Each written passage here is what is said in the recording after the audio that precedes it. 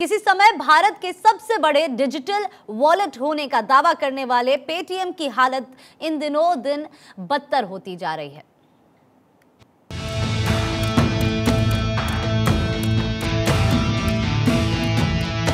किसी समय भारत के सबसे बड़े डिजिटल वॉलेट होने का दावा करने वाले पेटीएम की हालत दिनों दिन बद से बदतर होती जा रही है। अब से करीब 5 साल पहले पेटीएम की पेरेंट कंपनी 197 कम्युनिकेशंस लिमिटेड के शेयर के भाव लगभग 1300 रुपए के आसपास थी। वो अब करीब आधे ही रह गए हैं। अगर पिछले 1 साल की बात की जाए तो पेटीएम के शेयर के भाव लगभग 30% कम हुए हैं और वर्तमान में इसके शेयर के भाव अपने 52 सप्ताह यानी 1 साल की सबसे ज्यादा कीमत से 33.75% ही है। अगर ताजा स्थिति की बात करें तो शुक्रवार 8 दिसंबर को समाप्त हुए कारोबारी हफ्ते में पेटीएम की पेरेंट कंपनी के शेयर के भाव अपने पिछले 1 साल के 998 रुपए 30 पैसे प्रति शेयर से गिरकर 652 रुपए 30 पैसे ही रह गए हैं। शेयर बाजार के छोटे और मझले निवेशकों में पेटीएम को लेकर अनिश्चय और संशय की स्थिति बन गई है। आज हम आपको बताएंगे आखिर वे क्या कारण है जिनकी वजह से पेटीएम अर्श से फर्श का सफर तय कर रहा है। इसकी ताजा मिसाल 7 दिसंबर 2023 यानी एक दिन पहले ही स्टॉक मार्केट में पेटीएम के शेयरों का लोअर प्राइस बैंड को छू लेना है। ऐसा इसलिए हुआ क्योंकि हाल ही में पेटीएम मैनेजमेंट ने अपनी एनालिस्ट मीट में छोटे साइज के पोस्टपेड लोन घटाने और बड़े साइज के पर्सनल लोन और मर्चेंट लोन बढ़ाने के प्लान की घोषणा की थी। इससे आत्मघाती निर्णय के डराने वाले नतीजों से डरकर स्टॉक मार्केट ने अपना पहला रिएक्शन दे दिया है। लेकिन this is only tip of the iceberg. आइए जानते पेटीएम की व्यथा कथा। यूं तो पेटीएम और विवादों का शुरू से ही चोली दामन का साथ रहा है, लेकिन ताजा घटनाक्रम ने शेयर बाजार के छोटे इन्वेस्टर्स का इस कंपनी से विश्वास डिगा कर रख दिया है। और ये स्वाभाविक भी है क्योंकि दुनिया के सबसे बड़े अरबपति इन्वेस्टर्स में से एक वॉरेन बफे ने पेटीएम में अपनी पूरी हिस्सेदारी खत्म कर दी है। आपको बता दें कि वॉरेन बफे की कंपनी बर्कशायर हैथवे ने साल 2018 में पेटीएम की पेरेंट कंपनी 197 कम्युनिकेशंस लिमिटेड में उस समय निवेश किया था जबकि पेटीएम शेयर बाजार में लिस्ट भी नहीं हुई थी। उस समय वॉरेन बफे की बर्कशायर ने 197 कम्युनिकेशन में पेटीएम के 2.6% शेयर लगभग 2200 करोड़ रुपए में खरीदे थे। खुद पेटीएम ने अपना आईपीओ निकालते समय निवेशकों को बताया था कि वॉरेन बफे की कंपनी बर्कशायर हैथवे ने उसके 1,70,27,130 शेयर 12,779 रुपए 70 पैसे प्रति शेयर के हिसाब से अधिग्रहित किए थे। वैसे दर्शकों को बता दें कि जब पेटीएम ने अपना आईपीओ निकालने की घोषणा की थी तब पेटीएम के ही पूर्व निदेशक अशोक सक्सेना ने हाईकोर्ट में पेटीएम के आईपीओ को रोकने के लिए हाईकोर्ट में अर्जी लगाई थी। माने पूत के पैर पालने में दिख गए थे। बहरहाल बात अरबपति निवेशक वॉरेन बफे की हो रही थी तो साल 2021 में पेटीएम का आईपीओ लॉन्च होने के बाद बर्कशायर ने पेटीएम की अपनी कुछ हिस्सेदारी बाजार में बेचकर प्रॉफिट बुक किया था। ऐसा करने के बाद वॉरेन बफे की कंपनी के पास पेटीएम के 1,56,23,529 शेयर बचे हुए थे। लेकिन बीते शुक्रवार को अरबपति वॉरेन बफे की कंपनी बर्कशायर हैथवे ने पेटीएम में अपनी बची हुई पूरी हिस्सेदारी बेच दी। इसमें सबसे बड़ी हाईलाइट ये है कि इस सौदे में वॉरेन बफे की कंपनी को 630 करोड़ रुपए का बड़ा नुकसान उठाना पड़ा क्योंकि उनकी कंपनी को अपने शेयरों को प्रति शेयर 877 रुपए 20 पैसे के भाव से बेचना पड़ा। वॉरेन बफे ने आखिर किन कारणों से पेटीएम की पेरेंट कंपनी 197 कम्युनिकेशन लिमिटेड की अपनी पूरी हिस्सेदारी बेची, इसका सिर्फ अंदाजा ही लगाया जा सकता है। लेकिन ये तय है कि बर्कशायर हैथवे जैसी जानी मानी निवेशक कंपनी किसी भी मुनाफा दे रहे और उज्जवल भविष्य वाले शेयर्स को यूं भारी नुकसान खाकर नहीं बेचती। शेयर बाजार के कुछ सूत्र बताते हैं कि अरबपति निवेशक वॉरेन बफे का पेटीएम से उस समय मोहभंग शुरू हुआ जब साल 2022 में पेटीएम का चाइनीज कनेक्शन पता चला।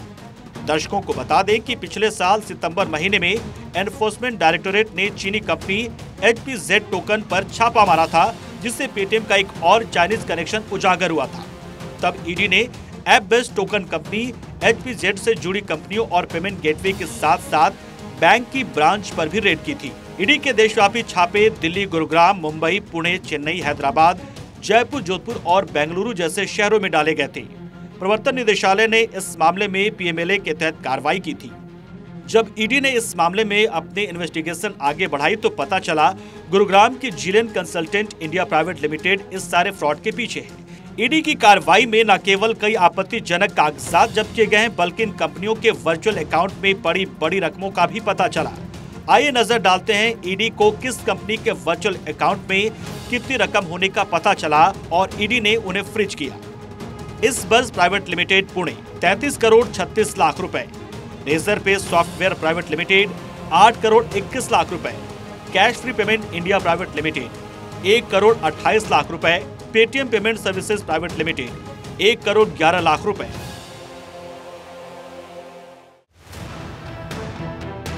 ऐसा नहीं है कि ईडी ने इस मामले को ठंडे बस्ते में डाल दिया हो। साल 2022 में इस मामले में 26 स्थानों पर तलाशी के बाद 2023 में भी पूरे देश में 18 जगह पर छापे मारे गए। खुद ईडी के अनुसार उसने अब तक HPZ कंपनी की लगभग 176 करोड़ 67 लाख रुपए की संपत्ति जब्त की है और कार्रवाई आगे भी जारी रहेगी। 100 बात की एक बात, पेटीएम पिछले लगभग 10 सालों से चीनी कंपनियों से इन्वेस्टमेंट करवाता रहा है और इसको लेकर 197 कम्युनिकेशन लिमिटेड ईडी के रडार पर है और यही चिंता भारत के आम निवेशकों को खाए जा रही है। अगर पेटीएम के इतिहास पर नजर डालें तो ये पता लगता है कि इस कंपनी और इसके मालिक हमेशा किसी न किसी विवाद से ऐसी सुर्खियों में रहे हैं जिससे आम निवेशक का पेटीएम पर विश्वास कम होता चला गया। हमारे दर्शकों को याद होगा नवंबर 2016 का देश के सभी बड़े अखबारों में छपा वो फ्रंट पेज एडवर्टाइजमेंट, जिसमें प्रधानमंत्री नरेंद्र मोदी के नोटबंदी के ऐलान से पहले ही पेटीएम ने उनको स्वतंत्र भारत के वित्तीय इतिहास में सबसे बड़े साहसिक निर्णय के लिए बधाई दी थी। तभी देश भर में हजारों लोगों ने यह सवाल उठाया था कि आखिर पेटीएम को नोटबंदी के अत्यंत गोपनीय फैसले का पता पहले से ही कैसे चल गया था। मत भूलिए कि प्रधानमंत्री मोदी ने नोटबंदी का क्रांतिकारी कदम उठाते समय अपने पूरे कैबिनेट को भी इसकी जानकारी नहीं दी थी, लेकिन साम दाम दंड भेद से देश का सबसे बड़ा कैशलेस डिजिटल वॉलेट बनने के चक्कर में पेटीएम को यह खुफिया जानकारी मिल गई थी। बात जानकारी की चली है तो हम हमारे दर्शकों को बता दें कि अब से लगभग 1 महीना पहले 10 अक्टूबर को देश के शीर्षस्थ रिजर्व बैंक ऑफ इंडिया ने पेटीएम पेमेंट्स बैंक पर 5 करोड़ 39 लाख रुपए का फाइन लगाया था। रिजर्व बैंक ऑफ इंडिया ने यह सख्त कदम पेटीएम पेमेंट्स बैंक की ओर से KYC निर्देशों, लाइसेंसिंग गाइडलाइंस और साइबर सिक्योरिटी फ्रेमवर्क के मापदंड पूरे न करने और इसकी जानकारी छुपाने के लिए लगाया था। आम निवेशकों के लिए इसका सीधा और आसान मतलब यह है कि पेटीएम कंपनी का मैनेजमेंट अनाप शनाप मुनाफा कमाने के चक्कर में इस देश के कानून को कुछ नहीं समझता। पेटीएम की दादागिरी इस बात से समझी जा सकती कि उसने अपनी गलत और अवैध हरकतों को छुपाने के लिए अपने IT सिस्टम का व्यापक ऑडिट करवाने से भी मना कर दिया था, जिसके चलते रिजर्व बैंक ऑफ इंडिया ने एक बार तो पेटीएम पर नए ग्राहक बनाने पर ही बैन लगा दिया था।